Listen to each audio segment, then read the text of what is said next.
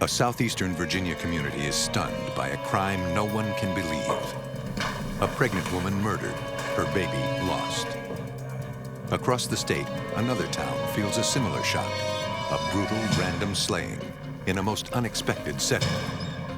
Two crimes no one could predict, with no eyewitnesses, few clues, and killers on the run. To solve the crimes, investigators must find the fatal twist.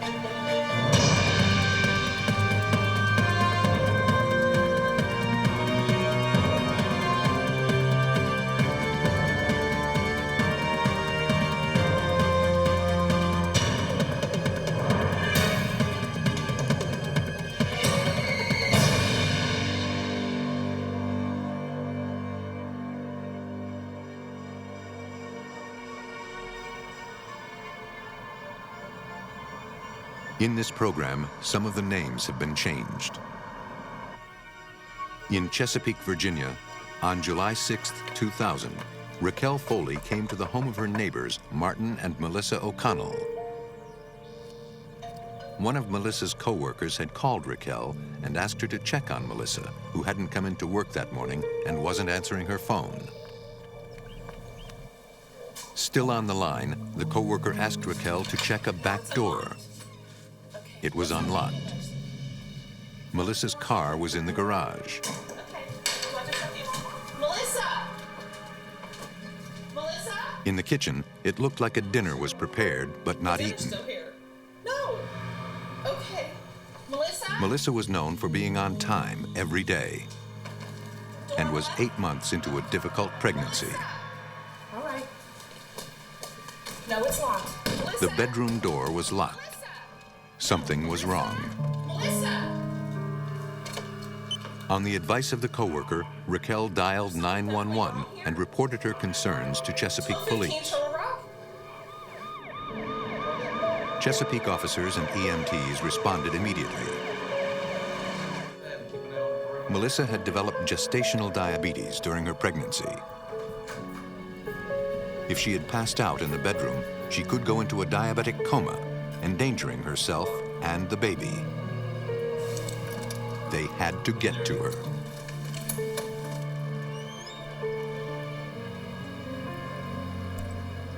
Unlike the rest of the house, the bedroom was in disarray.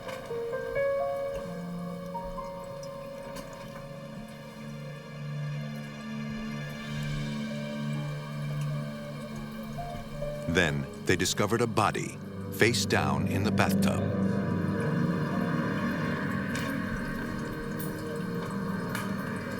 The expectant mother was dead. It was too late to save the baby. Melissa had bruises on her body, and there was some blood on the tub. Officers radioed in the suspicious death. About that time, Melissa's husband, Martin O'Connell, pulled up to the house. He said Melissa's co-worker had called, saying something about an ambulance. I'll go inside with your wife right now. An officer asked Martin to wait outside until detectives arrived to speak with him. Homicide detective Tom Downing was on duty that morning. I heard the call coming out on the patrol channel that the investigators were requesting the forensics people to respond, as well as the detectives. With Downing was his partner, Detective Mike Toothman. It is standard procedure for homicide detectives to respond to any suspicious death. Hey, Lieutenant, what we got? An officer briefed them on what they knew so far. A dead body, signs of possible ransacking in the bedroom, an unlocked back door, and the woman's husband just informed of the death. Martin O'Connell was sitting up against the front of the house, adjacent to the garage door, with his head down. He seemed to be very distraught, and I asked him if he wouldn't mind coming into the vehicle so Detective Toothman and myself can interview him. Martin told the detectives he had been trying to get in touch with Melissa that morning. He hadn't seen her since the night before. He had indicated he had no idea what had happened to his wife. During the interview, we were able to clearly observe a number of abrasions, as well as a bandaged finger. When we questioned him about that, he said that he and his wife had had a fight the previous night. Is that all you have for me? Martin said that the night before, he and Melissa began arguing. No. What you meant is you At one find me point, back. he tried to quiet her by putting his hand up to her mouth. What are you, crazy? You know what? Get out! She was so angry, she bit him on the finger, hard. Still finding her sexy. He said she kicked him out of the house, so he went driving around nearby Virginia Beach. She bit me. I put my hand up. He told Detective Toothman he tried to get back in touch with Melissa. He had called back to the house on his cell phone and left numerous messages on his digital voice recorder. During that time, he was saying things about being lost in Virginia Beach. Melissa, pick up the phone. I'm sorry we fought. According to Martin, after several hours, he came back home, hoping he and Melissa could work things out. But in the garage, he found some of his clothes with a note from Melissa telling him not to come back that night. He switched cars and left. I'm not really sure. Martin told the detectives that he checked into a local hotel. I had asked him at this point about the abrasions on his arms and elbows and the hands. Martin explained that after checking into the hotel, he went to a local bar and had a few drinks. Okay, and I see that you've got some fresh. He said abrasions outside here. the bar, he tripped and fell, cutting his arms. The detectives asked if they could document the injuries. Martin agreed, saying he would do anything to help. The detectives next talked with Raquel Foley, the neighbor who first entered the house, and Cheryl Ramsdell, Melissa's co-worker, to get more information about Melissa. What we learned about Melissa O'Connell during this investigation was that she was just a nice person. She did everything right. She was a loving, devoted wife. She couldn't wait to be a loving, devoted mother. Everybody that knew her liked her, loved her, and it was just a tragedy that she was taken so early. The women believed Melissa and Martin had a strong relationship. They also said Melissa was very security conscious, almost paranoid, and always kept the house locked tight. No physical, okay? All right, thank you very much. Investigators hoped the crime scene would provide some answers. Before processing the scene, senior forensics technician Nick Pizzillo videotaped everything.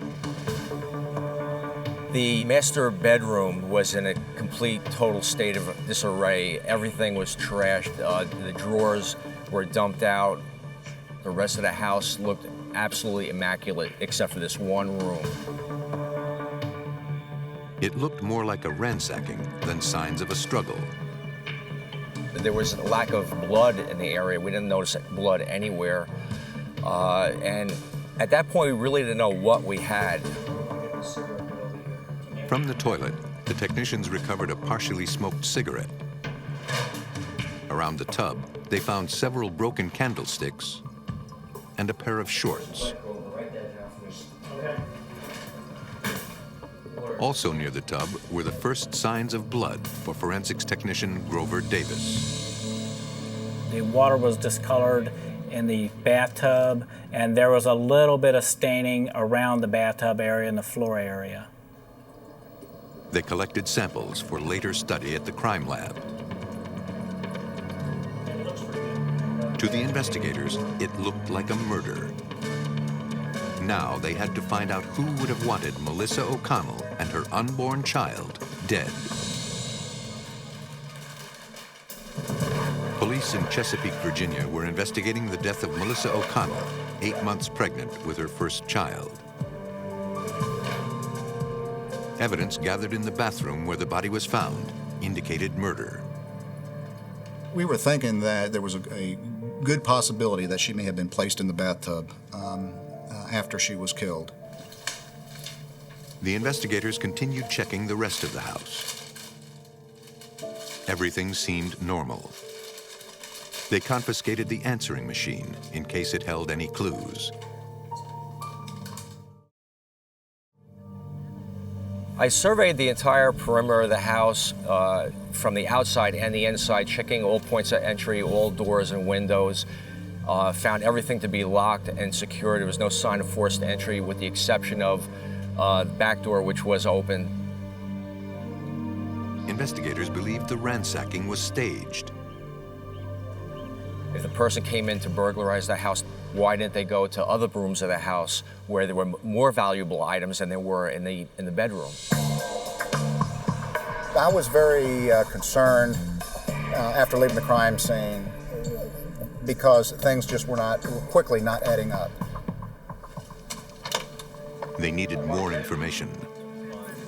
As promised, Martin O'Connell, the victim's husband, came to the police station that afternoon for another interview. Detectives were having a hard time eliminating him as a suspect. Family and friends had told police Melissa never allowed smoking in the house, so they believed the killer smoked the cigarette found in the toilet after the murder. We found that Martin O'Connell was a smoker and that he did smoke that brand of cigarette. He again went over his actions on the night in question. The impression that I had was that he was very intent on giving us his alibi. I'll try to get some information. But the detectives noticed that several times some small details of his story changed. They confronted him directly. The interview had started to turn into an interrogation, and at that point, Martin basically shut down. He said he was tired, he wanted to go home. He agreed to meet with me the next morning and finish up the interview, and he also said that he would agree to a polygraph. I don't know what happened. What really concerned us was the fact that he had never asked how his wife had died. Never asked anything about where she was found, didn't ask any questions about the baby. And this was very significant because, normally that would be the first thing that somebody would want to know. They'd want to know these things.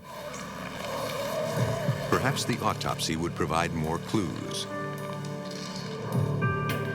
Dr. Leah Bush led the medical team. When I first examined Melissa's body, I was struck by the number of bruises and scratches over her body, which indicated significant blunt force trauma. This woman had been beaten up. It was definitely a murder. Defensive injuries indicated Melissa fought back. She fought for her life. She tried to protect herself and her unborn child from being strangled and beaten to death. They had to prove who killed the mother and unborn child. Detective Downing asked Dr. Bush about Martin O'Connell's bite mark. Martin said he was facing Melissa when he put his hand up to her face. In your opinion? That is far more consistent with somebody having their hand over a person's mouth, trying to muffle their screams or using it as a control mechanism, and then she bit the finger on the side because that was the part of the finger close to her, such as this. And when she bit his finger, it wasn't a playful bite. A large piece of flesh was missing. This was somebody who was biting in an attempt to save their life. As each new fact emerged, Martin O'Connell looked more suspicious. But investigators had no solid evidence against him or anyone else. Homicide detectives Mike Toothman and Tom Downing still did not even know exactly where Melissa had been murdered. It had been made to look like a burglary, which we could tell it didn't make sense. It wasn't a burglary. We needed the forensics to tell us exactly what did happen. They secured a search warrant for biological samples. I called his attorney and Told him that I had a search warrant to obtain Martin's DNA, his blood, and some hair samples. Martin did meet me here at headquarters, and we had the paramedics draw the blood and pull the hair samples. The samples could be useful in later lab examinations. Investigators were trying to put together what really happened on the night Melissa died. Martin claimed Melissa bit his finger during an argument downstairs. Martin had told us that the actual fight, the confrontation that they had had the previous evening, occurred in the living room. And I even had him show me exactly the spot where they were at the time. After his telling us that, of course, we had the living room luminoled and processed, and there was no evidence of any blood there. Evidence technician Grover Davis began another search of the house, trying to determine where Melissa was attacked. The second trip that we took to the house, we found minute pieces of what we thought were blood or particles of blood on the door, and it led all the way down to the floorboard and the rug of the closet. We didn't notice it at first because it was so minute, and the closet itself didn't appear to be touched. It was a major discovery. We ended up sawing out some of the wallboard in the closet area, the floor area itself, a piece of carpet from the floor, any area that we felt could contain any blood evidence, or hair, or saliva, any bodily fluids.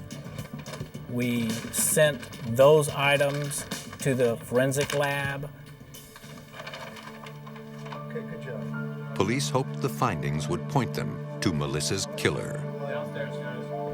Okay. Yeah, I think so.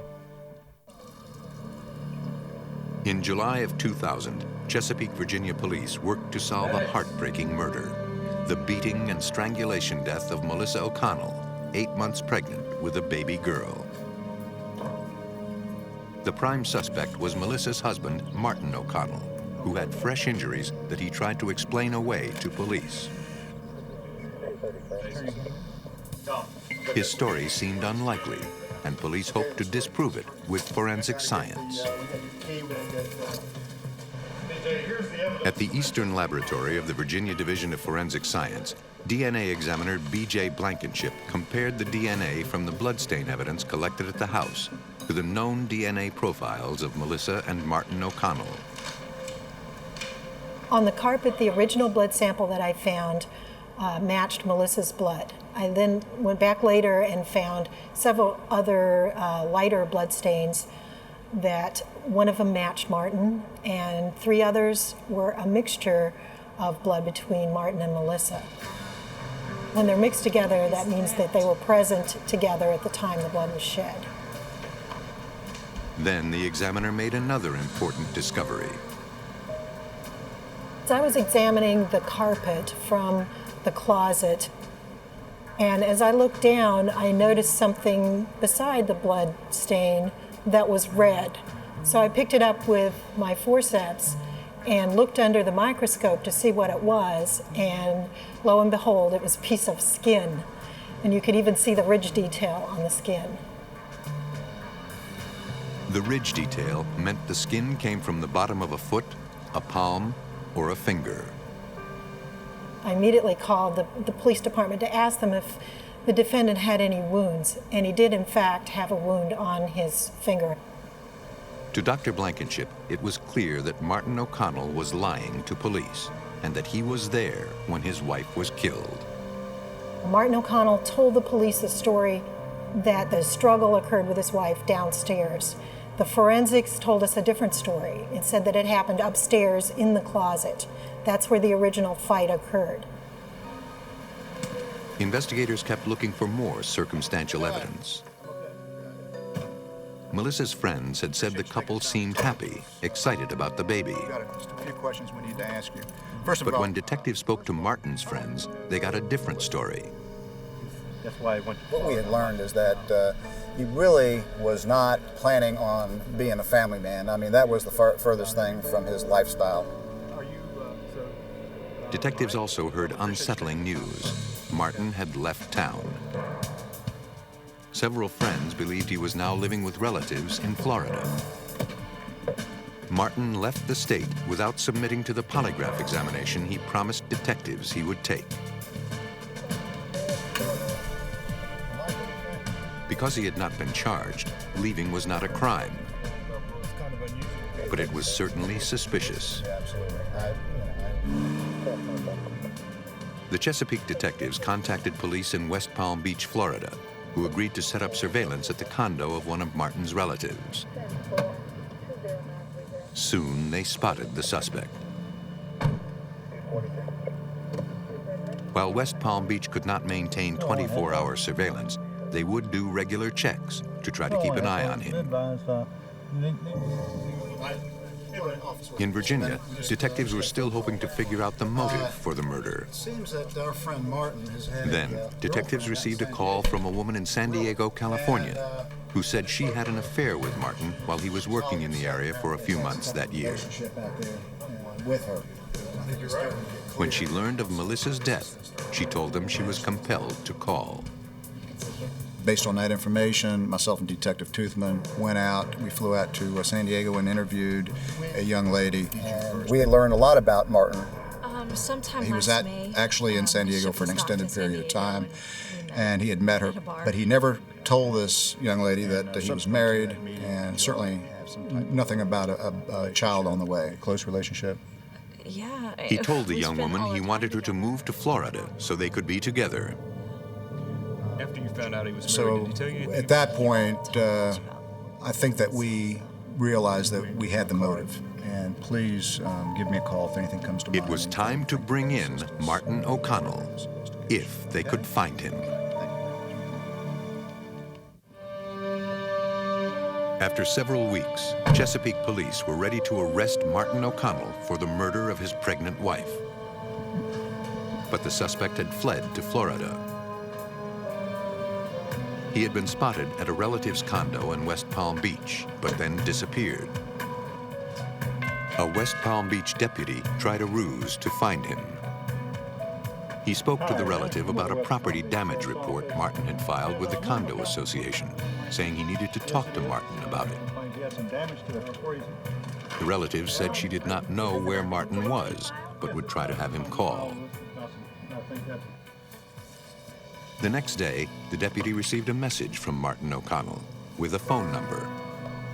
He called the number and told Martin he needed his signature on a form about the damage claim.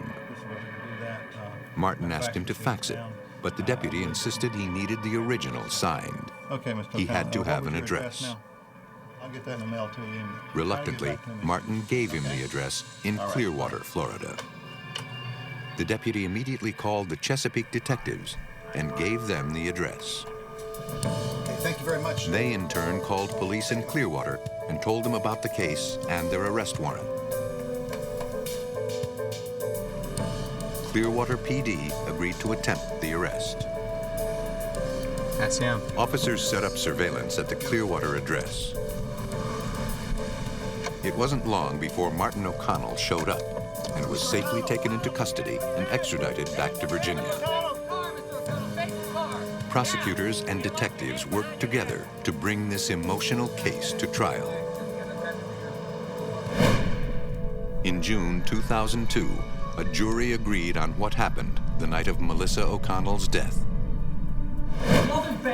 Just weeks before the baby was due, the couple had an argument. In Melissa's walk-in closet, Martin attacked. When he tried to stifle her screams, she bit him, fighting for her life. But he was too strong.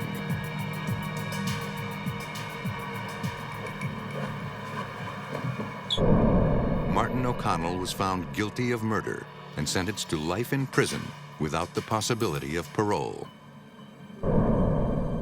At the time, Virginia law made it impossible to charge him with killing his unborn daughter, too. But because of this case, that has changed. The city of Chesapeake was shaken to the core by the brutal crime.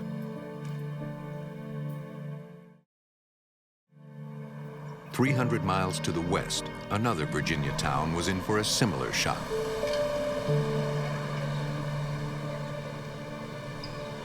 On the afternoon of October 11th, 1990, Roanoke police officers Michael Warner and Tom Kincaid were preparing for their shift when a man pulled up in a rush. Yes, sir. Just found a dead body. He exited the car and he was very nervous, and he told us that there had been a woman that had been killed in a basement at subdivision just up the street. At that time, we kind of wondered if it was for real. We asked him, or was he kidding us or joking with us? It was no joke. Woman up in the basement of a house. The officers asked where the house was. And he said that he could take us there if we'd follow him, so we went ahead and followed him up to the house.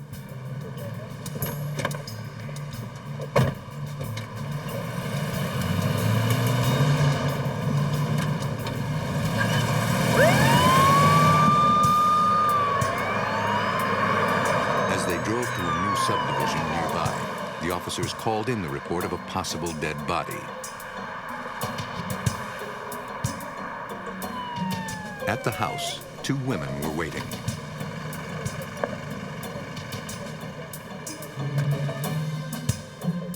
They said they were local realtors.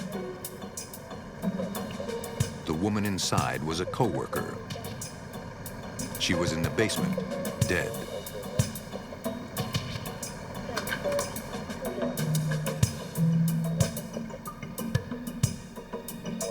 The officers had to clear the house to make sure no one dangerous was inside. In the kitchen, they found a realtor's notebook and business card. They headed to the basement. In a large pool of blood lay a body. We were pretty confident looking at the victim that she was deceased and there was no immediate first aid that we could give her. The officers called for detectives and crime scene technicians. And what time did you arrive? Outside, the other realtors said the dead woman was named Carolyn Rogers. We're not aware of. I don't think so. After this point, she was. The co-workers had come to the house looking for Carolyn when she didn't show up for lunch and found the body. None of them had seen anyone leaving the house. Roanoke County Police forensic evidence technicians soon arrived. It was up to them and the medical examiner to find the clues left behind and determine what happened inside the house. Also responding were county detectives. They would try to use those clues to find whoever was responsible. The patrol officers briefed the others on the apparent homicide. What we have inside is down in the basement. We have a white female that is deceased. The gentleman here is found behind me. I've interviewed him. Got his Detective statement. Phil Patrone knew the evidence search was critical. That's kind of where we're at right now. We had no eyewitnesses that we were able to determine immediately. We had just the victim in the basement. Forensic evidence technician Rick Moorer helped process the basement. We carefully went through the scene. We began to photograph it using a 35mm camera and documenting it through sketches and so forth. Medical examiner William Masello checked the body. This was a middle-aged woman that was lying face down, and there was a large pool of blood around her. Very obviously, she had sustained some sort of an injury which had resulted in bleeding, be it a gunshot wound, stab wound and all. I didn't really know what it was until I got into further examining the body. Body temperature indicated the woman had been dead for several hours. The most obvious clues were the bloody shoe prints. Preserving them was crucial for forensic scientist supervisor Michael Grimm. At the scene, we took photographs of footwear impressions. And included in the photographs were scales to assure proper enlargement of the impressions once they were returned to the lab. A number of the impressions appeared to have been made by a female shoe based on the shape and size. In addition to that, there were footwear impressions that appeared to have been made by a much larger shoe, one with a large heel and a large sole area. The technician searched for any other clues. I discovered a small button that was laying in the blood. I felt that was very important. That button did not match any of the buttons that Mrs. Rogers had on. So we were very careful to collect that. The evidence suggested to police that this was definitely a murder. Investigators then looked to determine their first lead. There were no vehicles at the house. She was a realtor, and if she had to get there somehow, so we assumed then at least that the car was stolen.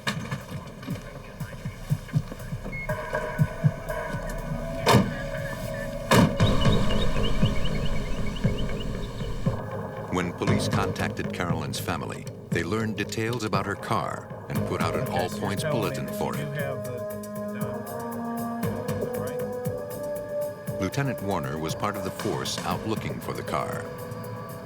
I started concentrating my efforts on large parking lots, motel rooms, and stuff like that in the area. And approximately 9:30, 10 o'clock that evening, I was at the mall and I happened to spot the vehicle.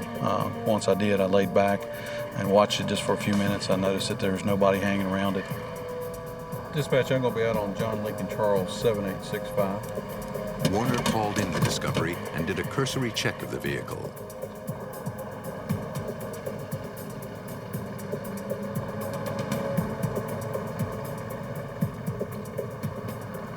The door was locked. But inside, he could see a legal pad.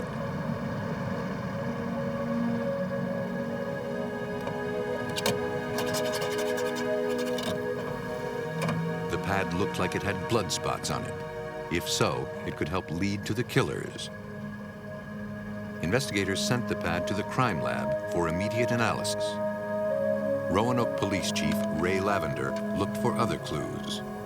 We immediately notified security at the mall where the car was located that if any other evidence or suspicious activity occurred in the area, we would like to know about it immediately.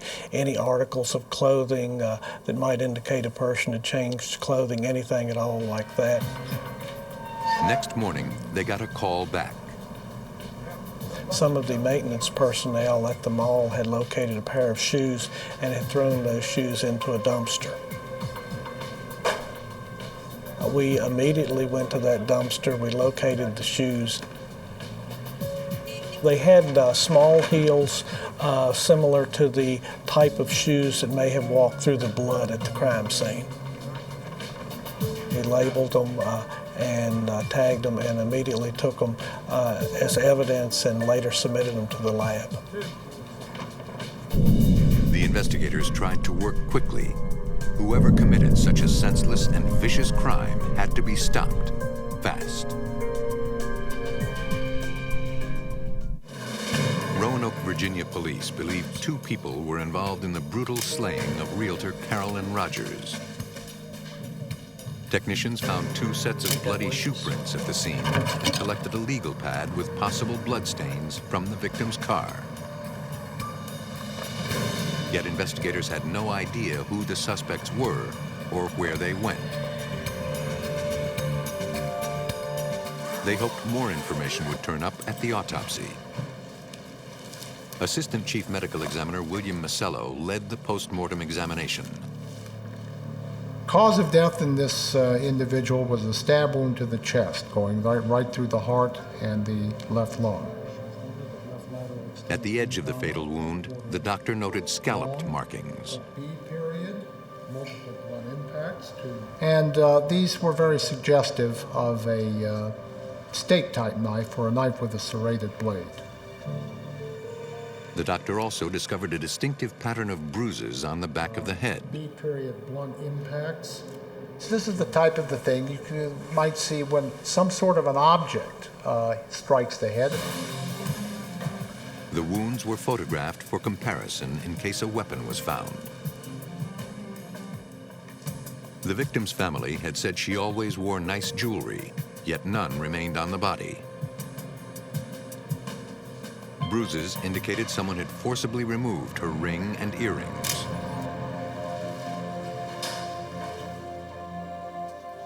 Got this from the bank. Though still shocked and grieving, Carolyn's husband did what he could to help. Are those the 3 checks here at the bottom? He had reviewed the couple's bank accounts and discovered a check cashed the day of the murder. Marcia J. Smith. $500 for house cleaning services. We don't have a house cleaning service, Detective. He told Detective Phil Patrone it was a forgery. Those are not our checks. Made out to a person that Mr. Rogers didn't know. In fact, Mr. Rogers made it very clear to us that they didn't have a house cleaning service.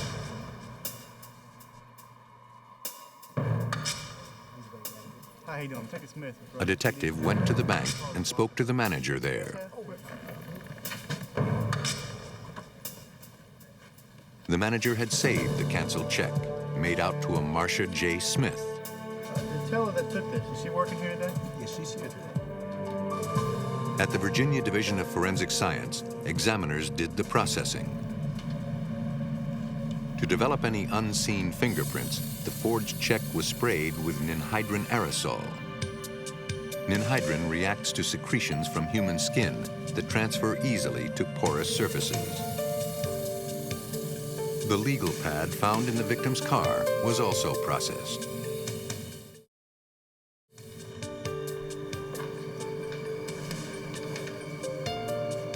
Forensic scientist Michael Grimm introduced heat and steam from a household iron to cause the reaction.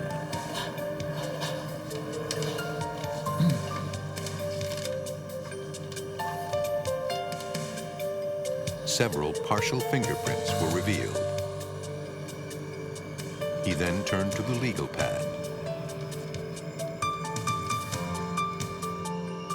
During that examination, a fingerprint was developed in the lower right-hand corner on the front page of the notepad. This fingerprint was photographed and subsequently entered into Virginia's Automated Fingerprint Identification System, also known as AFIS. Within a matter of minutes, a potential hit was returned to the laboratory. It was for a woman named Wendy Horst.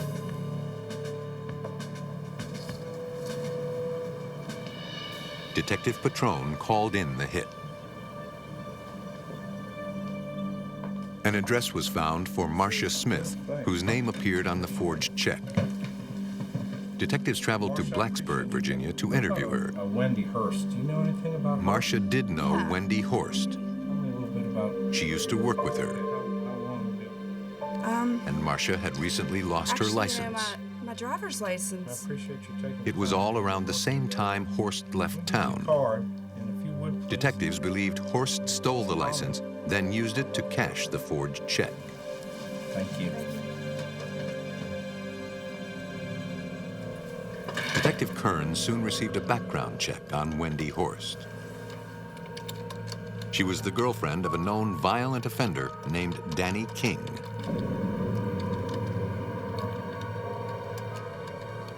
Danny was pretty much a career criminal. He had been involved in a number of crimes, a number of violent crimes. He had just gotten out of prison. He'd been out of prison 10 days when this offense occurred. Danny, just absolutely a ruthless criminal. Roanoke police went to King's last known address and spoke with a relative there. Yes, I am. She was a very cooperative person. She was very sorry for the reasons that we were there. The woman said Wendy Horst had lived with her until Danny got out of prison recently. What were they doing? She had observed a license plate taken off the female accomplice's vehicle, put onto a van that Danny and his accomplice had just driven in with one day. On the 11th. The day after the Rogers murder, the couple left town. And they were in a rush to leave. Investigators did not know where the pair had gone, but now they had a license plate number. They entered the plate, as well as descriptions of the van and the two suspects, into the National Crime Information Center's computer system, and put out a nationwide teletype requesting law enforcement agencies across the country to look out for the couple. The chances were slim. The couple could be anywhere. Then, on October 15th, just 4 days after the murder, a state trooper on patrol in New Philadelphia, Ohio, spotted a van at a rest area. November Charlie 7406 on a gold. He called in the plates and learned the van was possibly connected to a murder in Virginia. 518, if you'll send me a 10. The trooper called for backup. Two brutal killers might be inside.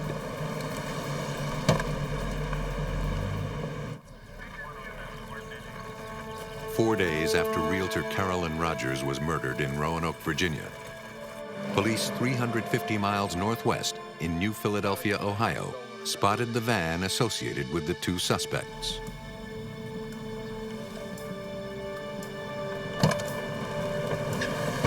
As soon as other state troopers arrived as backup, they moved in. Stick your hands out the window. Driver, get your hands out the window. Hands out the window. Hand it over the door. In the passenger seat was Wendy Horst. Come out of the car nice and easy and face forward. Right hand on top of your head.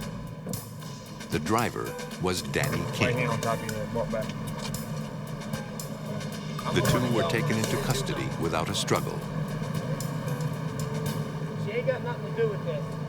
Chance in the hood. She ain't got nothing to do with this.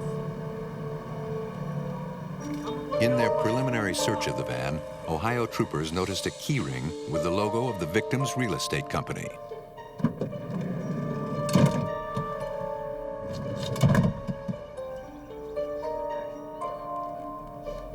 They also spotted a knife with a serrated blade. Okay. Ohio authorities contacted Roanoke Police Chief Ray Lavender.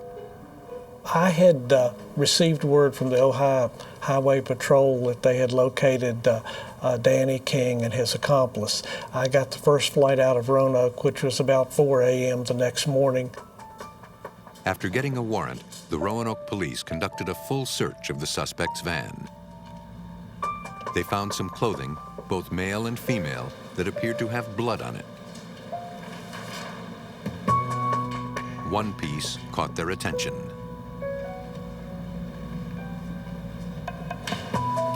We also located a work shirt with a missing button. And the reason that was important to us is that we had found a button at the crime scene, and the buttons on that shirt were identical to those we found at the crime scene. We also recovered a pair of boots that we believe belonged to Mr. King. We were particularly interested in those. Their soles would be compared to the bloody crime scene shoe prints. That tread pattern looks very familiar. Investigators also collected the knife Ohio troopers had spotted.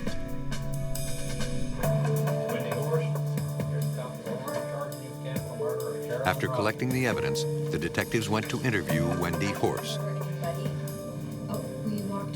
She admitted to forging the check and pawning the ring. She said that she was present at the house at the time of the murder, but swore she did not see it actually happen. She said that she really didn't know what happened, that Mr. King was in the basement with a real estate agent, and he came out of the basement, ordered her to get in the car and drive to the local mall.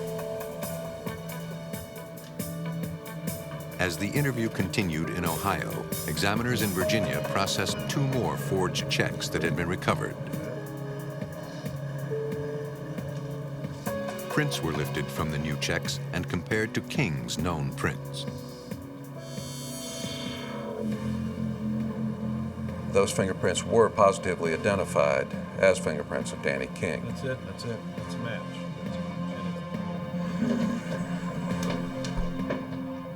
It was time to interview King. Nah. King denied having anything to do with the murder. They didn't find my fingerprints. There would be no confession. Well, I'm just To telling prove you. what happened, investigators turned to forensic evidence. So maybe they're wrong. Michael Grimm checked the shoe prints photographed at the scene against the recovered shoes. The examiner reported a strong association between the high heels and the smaller crime scene prints, and a positive match between the boots and the larger prints. Next, he checked the reproductions and inked impressions of the suspect's feet against the wear on the inside of the shoes. He reported similar findings.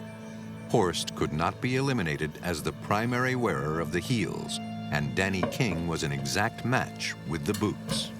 It is our opinion that these characteristics are unique to that shoe. The lab findings were exactly what Commonwealth's attorney Randy Leach needed for trial. It would have been a very difficult case to prosecute without the forensic evidence. In June 1991, the prosecutor used the forensic evidence to prove to a jury what happened to Carolyn Rogers. She can't meet us at like 10 in the morning. Okay. Cool. But don't use your name. Danny King had his girlfriend call some realtors, allegedly to look at a house. See if she can meet us early as time. Carolyn Rogers had the misfortune to take the call. Look at one of your houses on Jefferson Street? Yes, the morning would be best. Okay, thank you very much. Bye. Cool. She can meet us? Pure and simple, the motive behind the crime was robbery. Okay, come on in. Danny King had been in the penitentiary for a number of years and had been out for 10 days. He had no income, and the crime was committed to get Carolyn Rogers jewelry, her checkbook, any cash she might have had, so they would have money to go out of state on a honeymoon trip. Very expensive, well-made cabinets, brand new. Windows, right now it's not finished, but you could have actually, you could make this into 2 or 3 bedrooms or a big family room for children. When they got to the basement, King's girlfriend decided to go outside for a cigarette, I'm gonna go have a cigarette. leaving Danny King alone with Carolyn.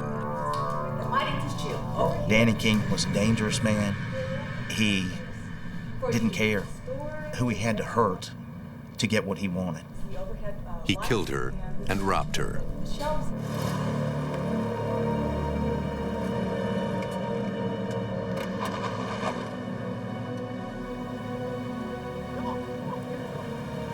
They parked the victim's car at a local mall, where Danny wiped it down to get rid of any fingerprints.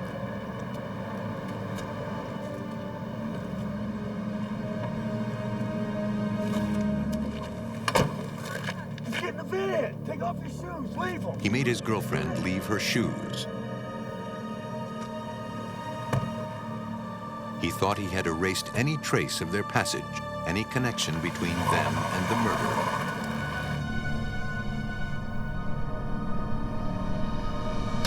But the Roanoke investigators and lab examiners found all the evidence they needed. Guess you know why we're here. Fingerprints, shoe prints, even a shirt button. We were able to show the jury that not only had he stabbed her, and not only did she die a horrible death there, but that she had been stomped in the head with his boot. That went a long way toward convicting Danny King and the ultimate punishment being imposed.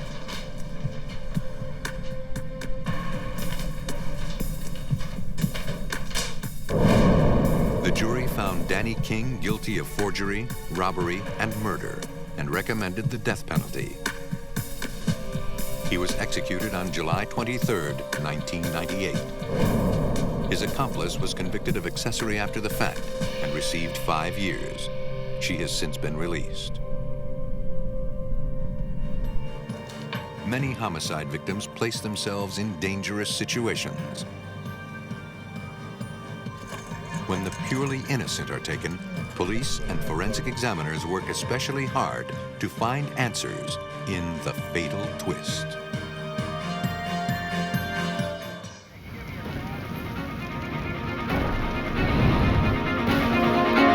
Firefighters extinguish a blazing house in the nick of time, exposing the murders the fire was meant to conceal.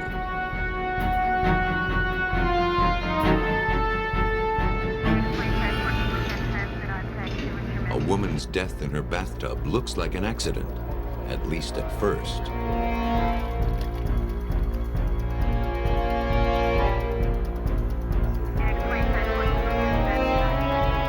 Investigating a reported suicide, police in New Orleans find certain details suspiciously out of place.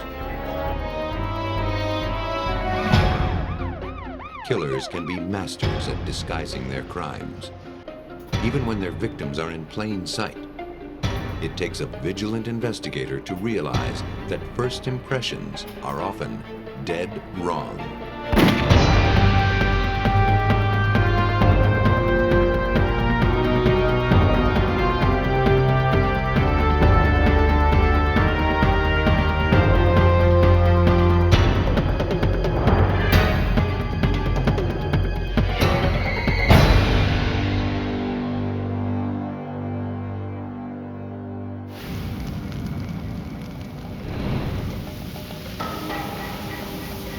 In the small town of Vinton, Virginia, on August 29, 1994, a passing motorist saw smoke rising from a house just before dawn. Firefighters battled the blaze for several hours before bringing it under control. Okay, can you give me your status? You making any headway on the fire? We got most of it knocked down. We're still negative on a search. The patterns of the burns and the speed at which the fire spread told them this was arson. Had the motorist not called when he did, the house and all it contained would have been destroyed beyond recognition. The fire team was not in time to save the family who lived there. 4 people, including 2 small children, were dead. 11C, go ahead, back your hay line out of the building. But once the smoke cleared and smoldering ruins were examined, it became apparent that this family did not die in the fire. Downstairs, Teresa Hodges had been strangled. Upstairs, 11-year-old Winter Hodges and 3-year-old Anna Hodges had been shot.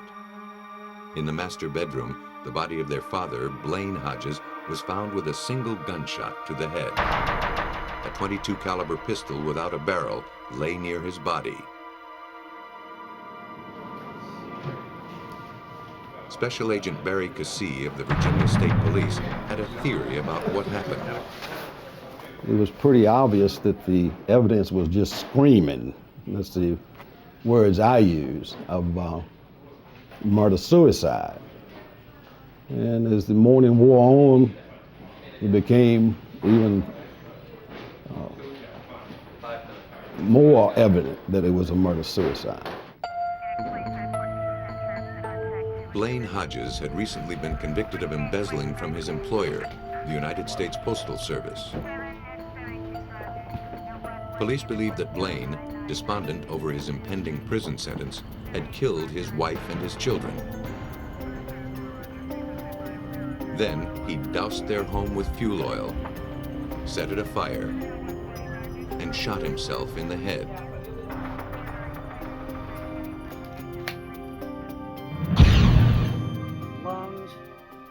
At autopsy, Dr. David Oxley, Deputy Chief Medical Examiner of Western Virginia, began to doubt the murder-suicide theory.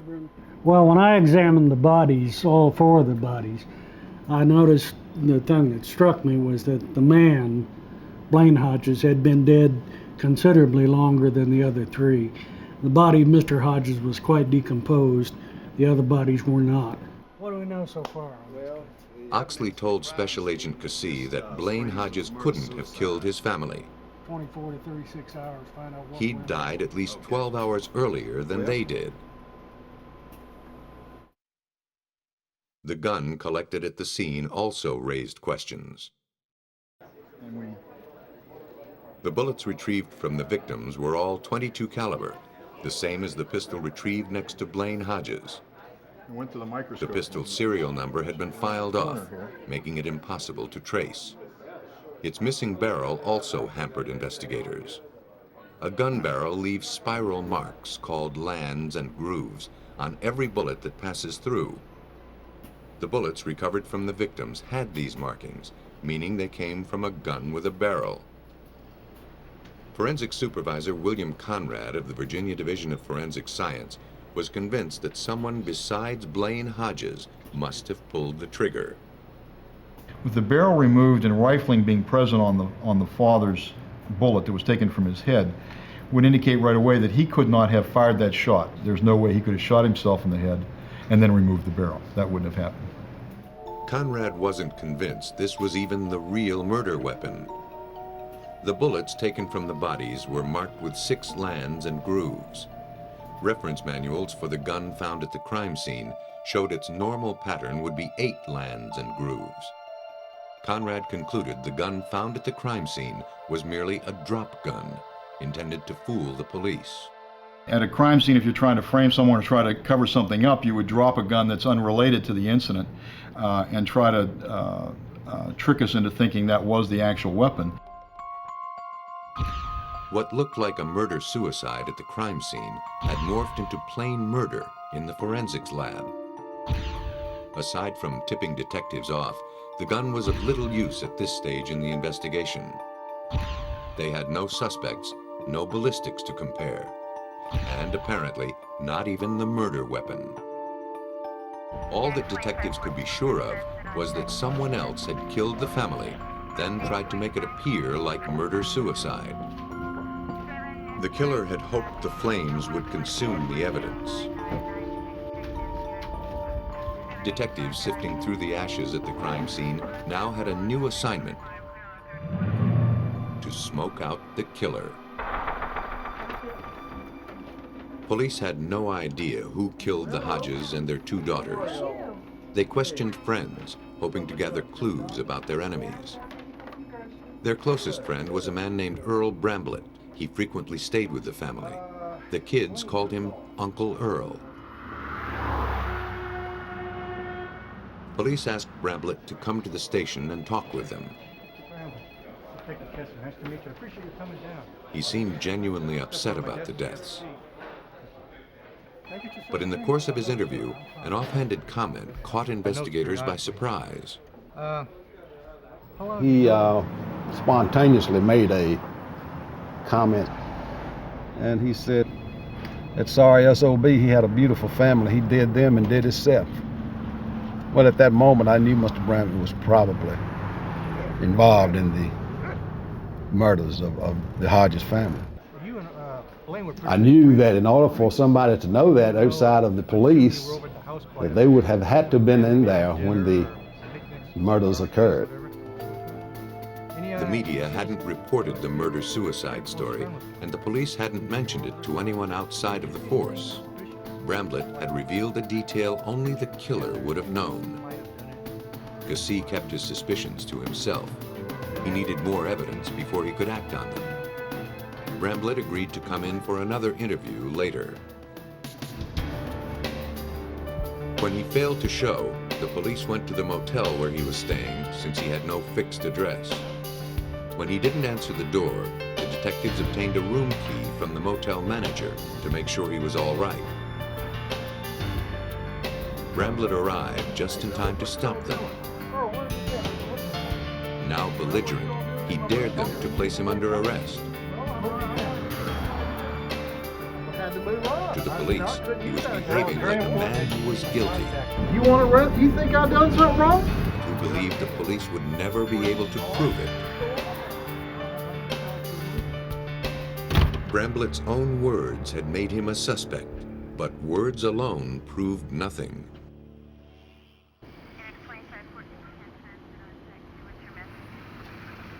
3 days after the Hodges family were killed, police set up a roadblock in front of the house.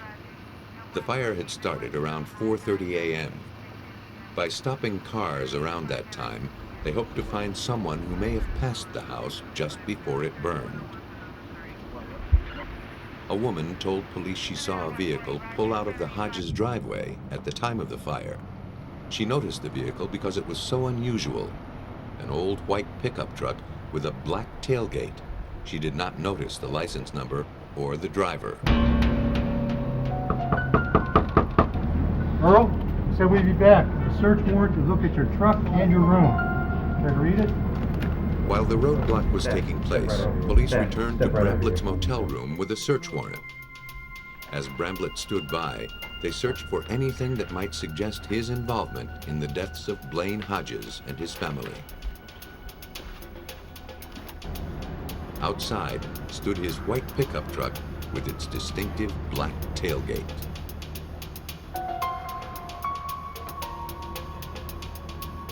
In the front seat, police saw several .22 caliber shell casings. They were the same brand and caliber as the casings found at the murder scene.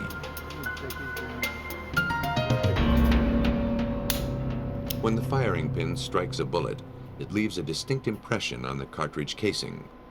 William Conrad hoped to compare the casings from the crime scene with the ones found in Bramblett's truck. Once again, he found the killer was one step ahead of him. He'd obscured the marks on the cartridges. It looked like someone had placed it in, fired the gun, took them out, placed them again, and fired them. Again, it indicated that someone was trying to manipulate the evidence after the fact to try to confuse the laboratory and what was going on. Conrad would not be so easily thwarted. Among the hash of wayward marks, he looked for similarities between the cartridges retrieved from the truck and those from the murder scene.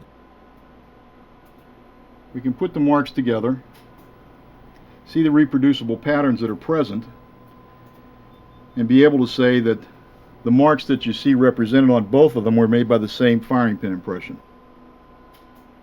After close scrutiny, he found what he was looking for. One of the cartridges from the crime scene had a strike mark identical to a cartridge from Bramblett's truck. And I found enough of those individual characteristics that I was able to say that both of them had been fired by the same firing pin, to the exclusion of any others. The cartridge casings were definitely used in the same gun, linking the drop gun to Bramblett. But that wasn't enough. Conrad still needed to find the gun that fired the fatal bullets. Meantime, detectives worked the case from another angle, trying to find out if Bramblett could have been the one who set the fire. The killer had torched the house around 4:30 a.m. on Monday, August 29th. To check Bramblett's whereabouts at that time, police went to the sign company where he worked. They learned he was scheduled to be at work at 5 a.m. the day of the fire. The same employee that routinely checks the time cards checked Mr. Bramlett's. Mr. Bramlett's card had been obliterated. That the time that he punched in on Monday morning, August the 29th, had been blacked out where you couldn't read what time he might have punched in. Police called on handwriting expert Gordon Menzies to find out what was under the marking. Using infrared lighting techniques, I was able to separate the ink of the overwritten entry or the obliterating entry and come up with an entry of 5:08 M, which was apparently 8 minutes after 5 Monday. The time card confirmed that Bramblett arrived at work after the blaze was set. But that didn't prove he was the one who set it. It only proved he had time to do it. The search for more evidence continued.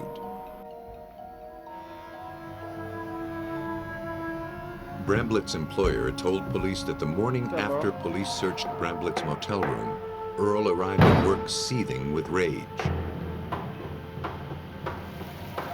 1 hour later, a co-worker noticed water running under a door. He found a pair of blue jeans thought to be Bramblett's.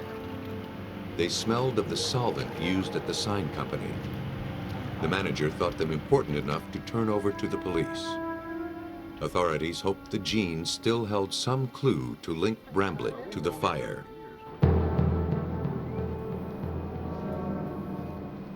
Scientists analyzed them and the water they were soaking in.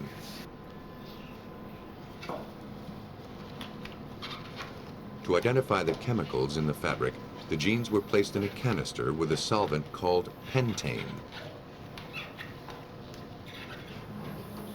After they had soaked for 15 minutes, the pentane was poured off. The solvent evaporated under a fume hood, leaving behind a soup of the compounds from the jeans. The liquid was placed in a gas chromatograph. A readout identified each compound soaked out of the jeans.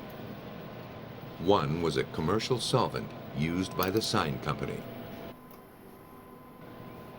The other was fuel oil, like that used to douse the home of the murder victims. Investigators believed that Bramblett had tried to rinse the oil-soaked jeans clean, carelessly leaving them where anyone could find them. Though the jeans were potential evidence, they were, like everything else so far, circumstantial. Investigators pressed on. Hoping that Bramblett's carelessness didn't stop there, they looked for more evidence in the dumpster at the sign company. Along with documents belonging to Bramblett, they found a T-shirt bearing the words William Byrd High School, class of 2001. One of the murder victims, 11-year-old Winter Hodges, owned such a T-shirt. It was missing from the crime scene and unaccounted for. The shirt found in the dumpster had apparently belonged to the victim. Investigators were encouraged. Only Bramblett would have had access to both the shirt and the dumpster. Still, it proved no wrongdoing.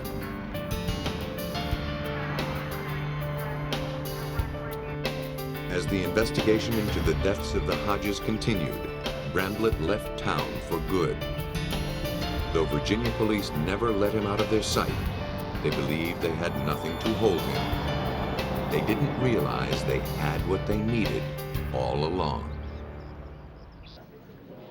Police were reasonably certain that Earl Bramblett killed the Hodges family, but that means nothing in a court of law. To prove it, they had to place him at the scene. The gun seemed to be the crucial element. They just didn't know how it fit. The killer had taken pains to make sure the weapon couldn't be identified. Without a serial number, it couldn't be traced. Without a barrel, investigators had no way to perform a ballistics test. They had no reason to believe that the gun from the crime scene was the murder weapon. According to William Conrad's reference manual, a bullet fired from this gun would show 8 lands and grooves. The bullets recovered from the Hodges showed only 6. The weapon sat on a shelf for a year while the case against Bramblett stalled.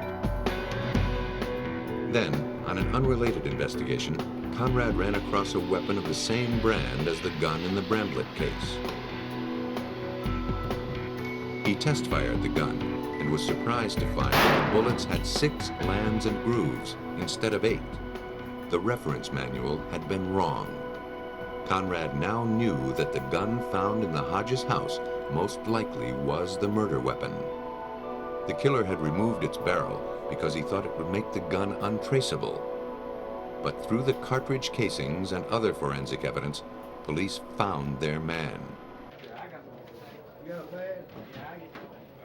By linking the gun to Earl Bramblett, the police had gathered the final piece of evidence they needed to prove he was the killer. Then, his sister in Indiana provided information about the possible motive. Bramblett, apparently feeling threatened, had sent her a huge number of audio tapes for safekeeping. He told her to send them to police if something happened to him. When she heard her brother was in trouble, she forwarded them to the Virginia authorities. In his audio-taped diaries, Bramblett spoke of his more than casual attraction to the Hodges' 11-year-old daughter. Bramblett had once been a suspect in the disappearance of 2 small children, but his involvement had never been proved. According to the tapes, Bramblett began to believe that Blaine Hodges, faced with prison for embezzling, had become a police informant. In his delusions, Bramblett had decided Blaine was using his daughter to entrap Bramblett as a child molester. The police believed that on Saturday, August 27, 1994, Bramblett had been visiting Blaine at his home. While Teresa Hodges and her children were out shopping, he took his .22 Magnum pistol and shot Blaine in the head.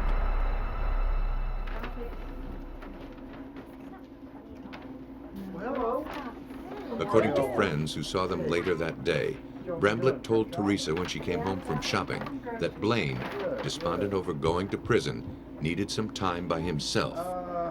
Blaine took off. Like the good uncle he pretended to be, he bundled Teresa and the children into his truck and took them camping in the nearby mountains. As Blaine Hodges lay dead in an upstairs bedroom, his wife and children went off with his killer. They would have only a 24-hour reprieve. The next day, Bramblett would resume his killing by strangling Teresa Hodges. Having killed both parents, Bramblett saved his last horrifying act of violence for the children.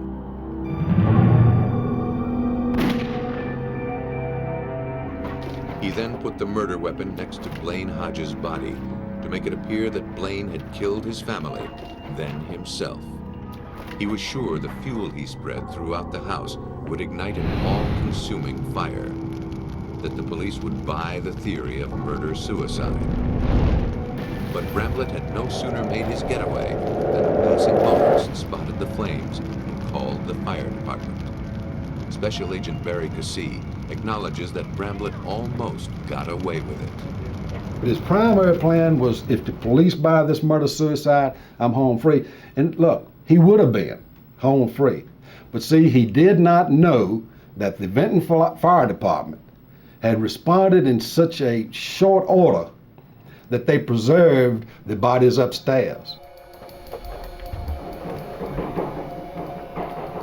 It took the police almost 2 years to build their case. Bramblett had relocated to South Carolina, but the Virginia authorities had never lost his trail. He was arrested in July 1996, convicted of 4 counts of murder and sentenced to death.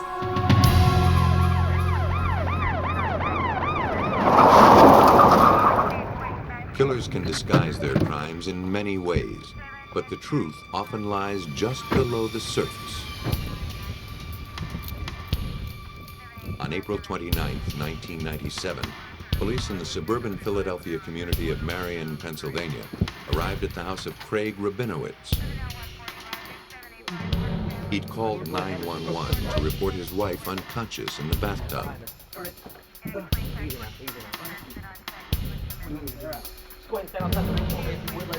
They found Rabinowitz clutching his wife, Stephanie, still in the tub where he'd found her. He told police he'd discovered his wife on her side, her head underwater. He had no idea what caused his wife to drown. Paramedics tried to revive her, but she was dead. Detective Charlie Craig saw no signs of foul play in the death of Mrs. Rabinowitz. My initial impression of the cause of death, after looking at Stephanie, after viewing her at the emergency ward, and after talking with the emergency ward doctor, was that it was an unexplained death or it was an accident. All right, here we go. What are you doing? Oh, come on. Friends and relatives mourned the untimely death of a woman in the prime of life. Craig and Stephanie had met when he was a camp counselor, and she was still a teenager. After they married, Stephanie went to law school and had a promising career as an attorney. To their friends, they seemed an ideal couple. Now, their happiness had come to a tragic end.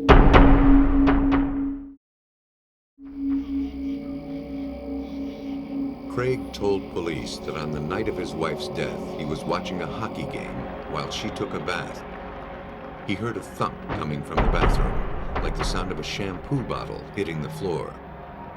When his wife failed to emerge from the bath after 35 minutes, he went to check on her. That's when he found her submerged in the water, her face blue. He tried desperately to bring her back to life, then called 911. Detectives have an eye for inconsistencies. And though they had no reason to doubt that the death was an accident, one fact seemed bothersome. The paramedics mentioned that the victim was wearing jewelry, including a watch. Charlie Craig's partner, Detective Richard Peffel, asked some of his female friends if they bathed with their jewelry. And almost exclusively, every woman said, absolutely not.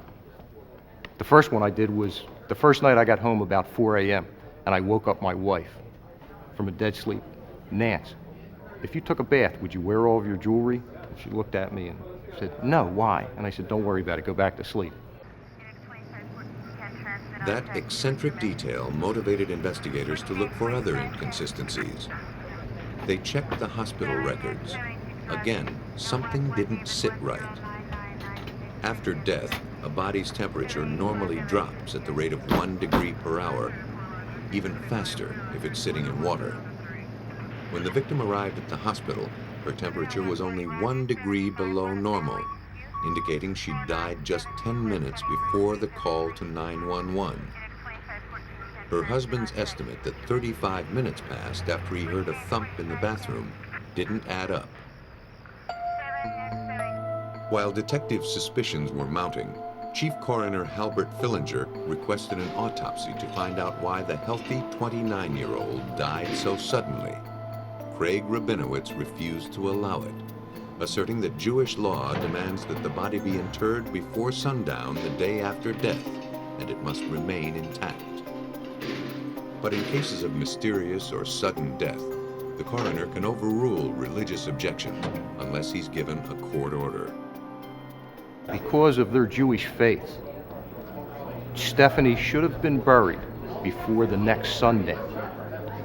And Dr. Fillinger was pressured by the family to release Stephanie's body so that she could be buried in accordance with her faith. And Dr. Fillinger was persistent that the body would not be released until a complete autopsy was committed. When the body was brought in, it showed no marks, not even a bruise to indicate how the victim fell. According to Fillinger, that's not unusual. There are injuries on the front of the body, and they occurred just prior to death or a short time prior to death. And you examine the body right after death, you may not see anything at all. But by the time the autopsy was conducted, 12 hours after she died, the victim's wounds began to reveal themselves and the truth about her death. The medical examiners believed they were about to begin a routine autopsy on the victim of a mysterious death. Though the circumstances were tragic, examiners didn't expect them to be criminal. But they soon found themselves face to face with homicide.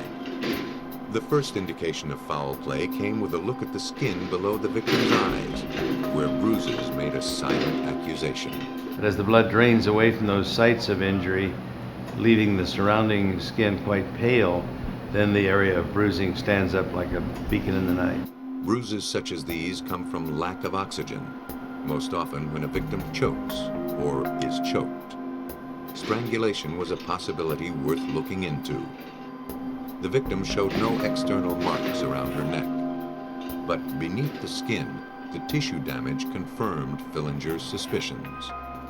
And of course, when we first got the body open, we found the evidence of severe strangulation, a great deal of trauma in the neck.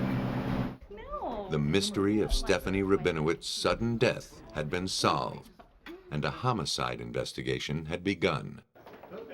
Detectives Charlie Craig and Richard Peffel, along with prosecutor Bruce Castor, had their prime suspect, the victim's husband, Craig Rabinowitz. They questioned him in the presence of his attorney. When Charlie came back in and advised both Rabinowitz and the attorney that Stephanie had in fact died from manual strangulation, the attorney jumped up and said, "Oh my God, she strangled herself." And both Charlie and I looked at the attorney and I said, "I don't think so."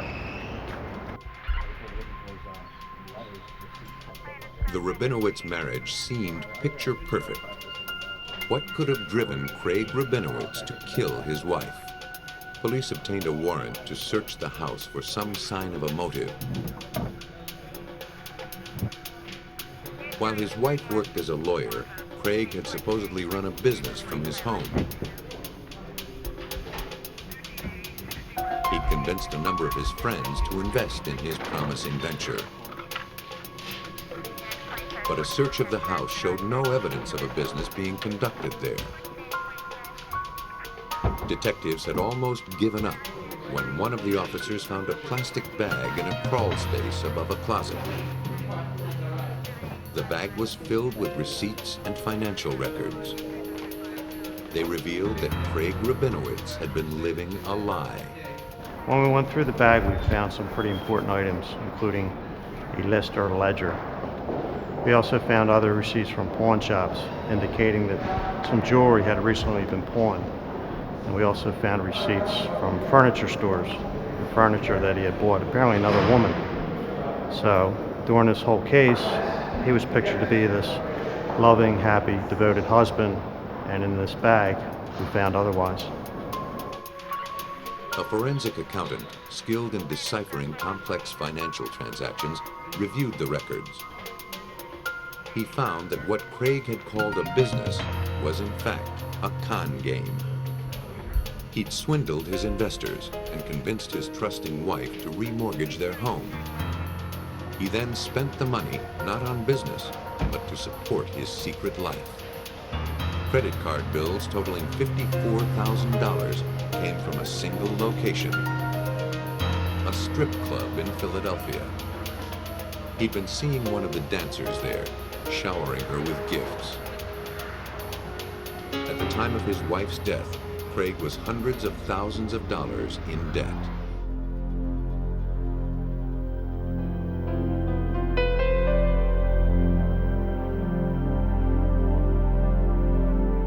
Desperate for money, Craig had taken out 2 insurance policies, each for $1.5 million. One was for his own life, the other for his wife.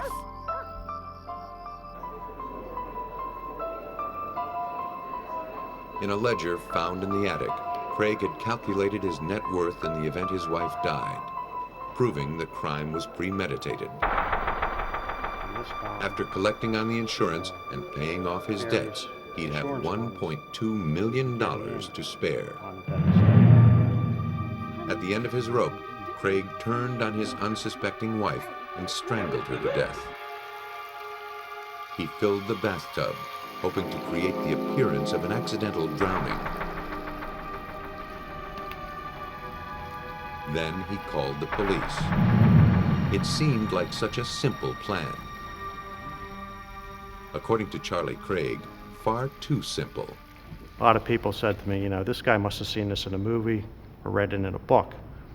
Well, as it was coming close to trial, that kind of stuck in my mind, and I got the photos back out because I remembered there was some book that had something to do with death. A book on Rabinowitz's desk had looked out of place when police searched his home.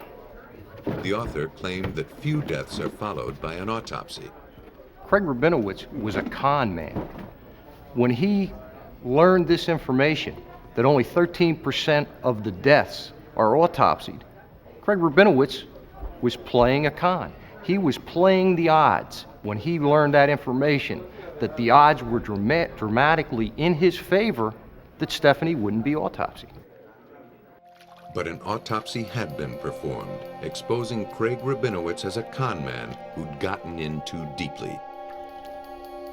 For murdering his wife, he was sentenced to life in prison without parole.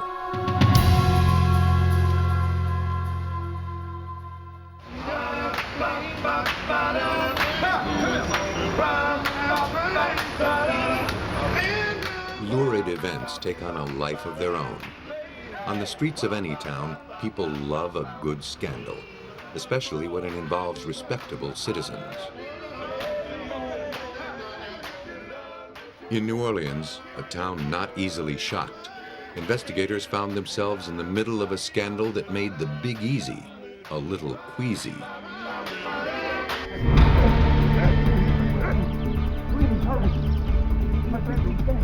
Just after dawn on January 22, 1984, 62-year-old Aaron Mintz frantically summoned his neighbor, a doctor.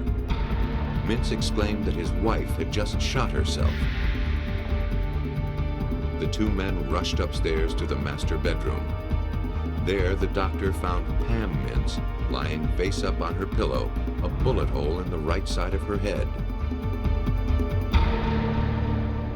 In her hand was a pistol. The doctor checked for vital signs as Mintz waited anxiously nearby. Solemnly, the doctor informed Aaron Mintz that Pam Mintz, the woman he'd been married to for 33 years, was dead. The doctor called the police to notify them of the suicide.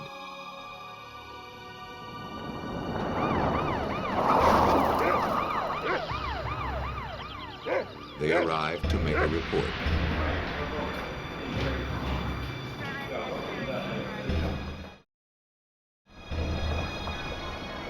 Detective John Dillman led the investigation.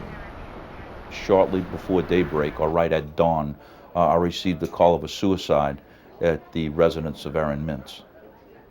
Proceeded to that location, thinking that I was going to handle a suicide. Investigators assessed the scene, expecting nothing out of the ordinary. But the position of her body didn't look right. They suspected the victim had been moved. Pam's right elbow was bent in an upwards direction, like this, with 2 blood stains on the bottom of her forearm, coming up to a point on both sides. I questioned those stains as soon as I saw them because, as we all know, blood can't run uphill. It's against gravity. The angle of the gun in the dead woman's hand also aroused the investigators' suspicions. It looked as though it was placed in her hand after the fact. The gun was positioned, and this is unloaded, by the way. The gun was positioned in her hand, bent in this position, close to her head, where it would have been almost impossible to pull the trigger except with a thumb. The gun was clutched very loosely, indicating to me that the arm had been, which had originally been lying on the bed, had been bent at the elbow and raised into that position, and then the weapon had been placed into her hand to make it appear to be a suicide. Beginning to doubt that this was truly a suicide, detectives looked for other signs of foul play. They found blood smeared on the bathroom light switch. The victim, who died instantly, couldn't have left it. And by his own admission, Aaron Mintz was the only other person in the house. But even that discovery paled in comparison to what detectives discovered next. In another bedroom, they found a pillow with a bullet hole in it. On one side were powder burns. The other side was flecked with blood. Detective Dillman was convinced that the victim was murdered and the pillow used to muffle the shot. But once I followed this blood trail into the front of the house and found the pillow that was hidden, it didn't take a brain surgeon to, I mean, a big light just blew off. You know, John, this isn't a suicide, you have a murder on your hands. Police launched a full-scale homicide investigation. The case seemed open and shut. The immediate suspect was the victim's husband, Aaron. There had been no one else in the house. The alarm had not been tripped. Aaron Mintz was a prominent member of the community. He denied murdering his wife. Anxious to clear his name, Mintz agreed that same day to have his hands tested for traces of gunpowder and gunmetal. If he'd fired the gun, the residue would cling to his skin. But Aaron admitted he had washed his hands before the test was conducted. The results were negative.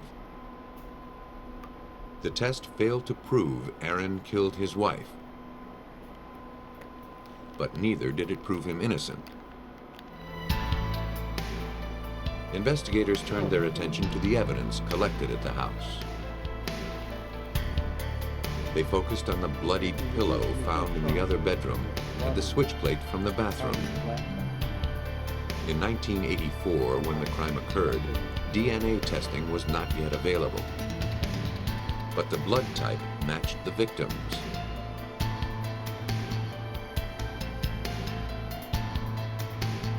blood smears on the front and sleeve of Aaron's bathrobe also matched.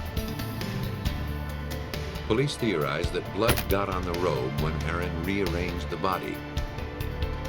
His sleeve probably touched the light switch when he went to wash his hands. All right, so you went downstairs. You relaxed, watched a little TV, and then fell asleep? Yes. And what happened then? It didn't take much digging for police to determine a possible motive. They learned that Mintz was having an affair with a young woman named Lois Porsche. Pam Mintz found out about her husband's infidelity 2 weeks before her death. She angrily confronted Aaron. She wouldn't let him go without a fight. She didn't want him embarrassing her in public. And when Aaron began showing up in the circles of their friends with the girl that he was having the affair with, she became irate. She was going to take him for everything he was worth. And he knew it. Investigators suspected that Aaron killed Pam so he could be free of the marriage without losing his fortune. According to their scenario, Aaron had gone to his wife's bedroom after she'd fallen asleep.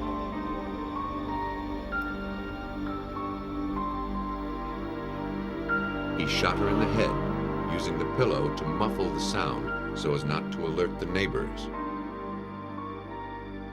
That would have bought him plenty of time to rearrange the scene, making murder look like suicide. Mintz was charged with murder. To handle his defense, he hired prominent New Orleans attorney Michael Fowler. Like most of those who knew the accused, Fowler was surprised by his arrest.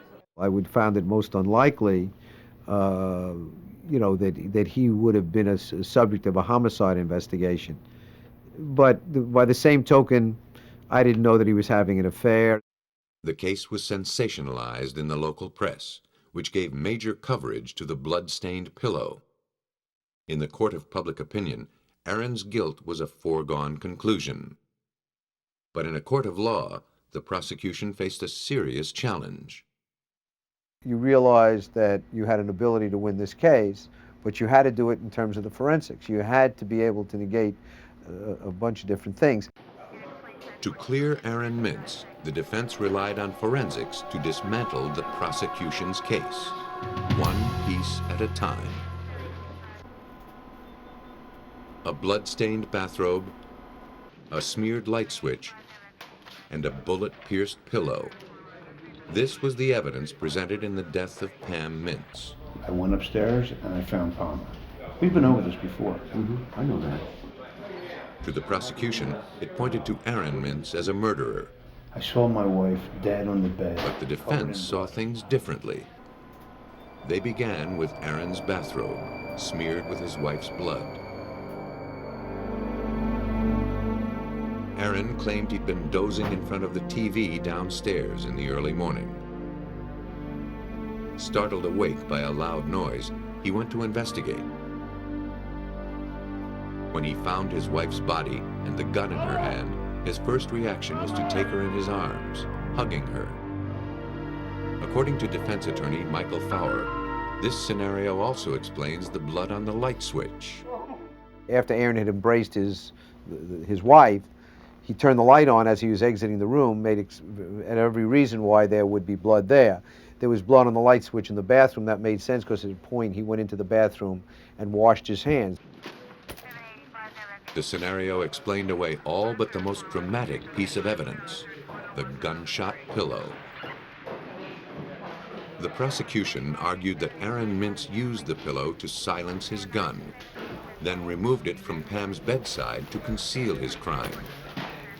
Again, the defense countered.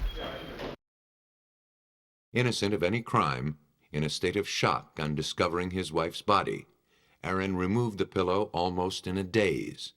He merely wanted to get it out of his sight without thinking how it might appear to police. It's only significant if it's a pillow that was used in a homicide. If it's not a pillow that's used in a homicide, it's like a dirty sock. What difference does it make? He just removes it. I mean, we all do crazy things when we're under a great deal of stress.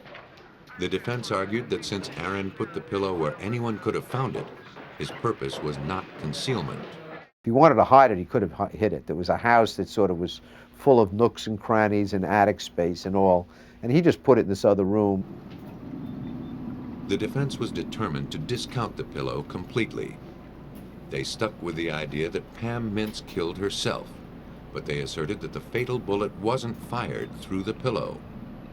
The defense had the pillow examined by Irving Stone of the Southwestern Institute for Forensic Sciences in Dallas. He set out to ascertain whether the fatal bullet was in fact fired through the pillow, as police had assumed.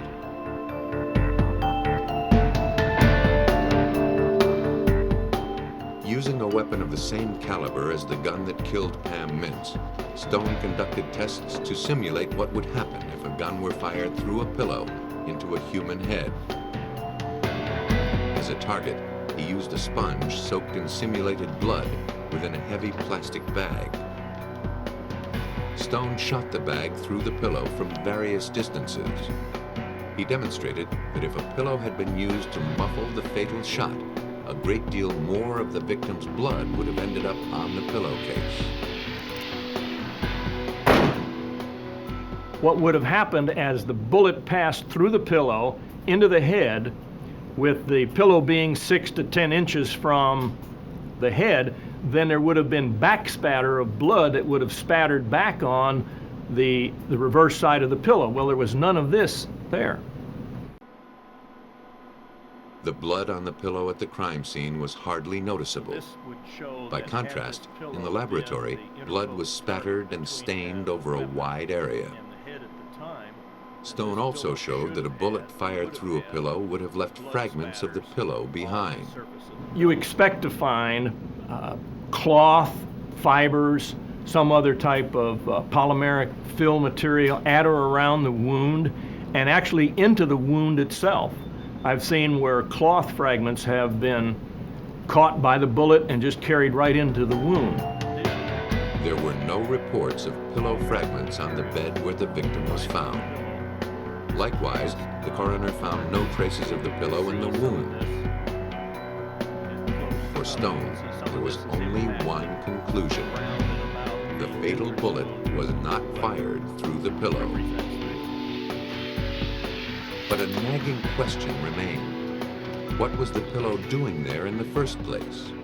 On the one hand, we had no obligation to explain the pillow. Once we were able to explain it was not used in a murder, in a homicide. On the other hand, it was there, and we had to deal with it. The prosecution had portrayed the victim as a wronged woman, murdered so her husband could pursue his affair. But the defense painted an entirely different picture. They portrayed Pam Mintz as a vindictive woman with a long history of emotional distress. Her husband's betrayal had been too much to bear, the defense asserted. She plotted the ultimate revenge.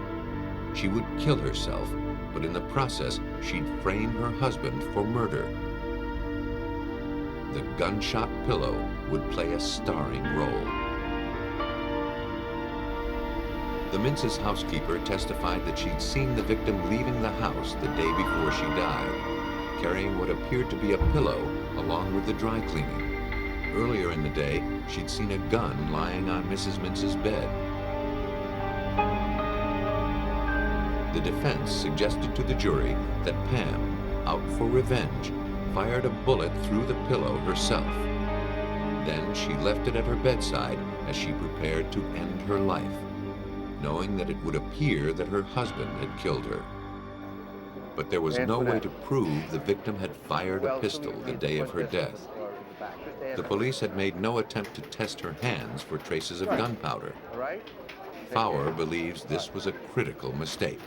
Despite the fact that she was then undergoing an autopsy, or was about to undergo an autopsy, and her hands had been bagged, the police lab never swabbed her hands, so nobody ever knew, and to this day they never know if there was any residue on her hands. They had every opportunity to do it, they just didn't do it. If a test had shown that Pam did not fire the gun, the police would have had clear evidence the case was not a suicide. If the test had shown Pam did fire the gun, it would have cleared Aaron of guilt. But Dillman thinks the test results might have been misleading. I did not order testing on a trace metal test on Pam Mintz's hand due to the fact that it really was irrelevant. We knew that the gun had been placed in her hands, metal had touched her hands, so any type of a trace metal test would have proved positive. That didn't prove anything. When the case went to trial, the prosecution was confident of the evidence it presented. But the jury found otherwise, accepting the defendant's version of what happened the night Pam Mintz died.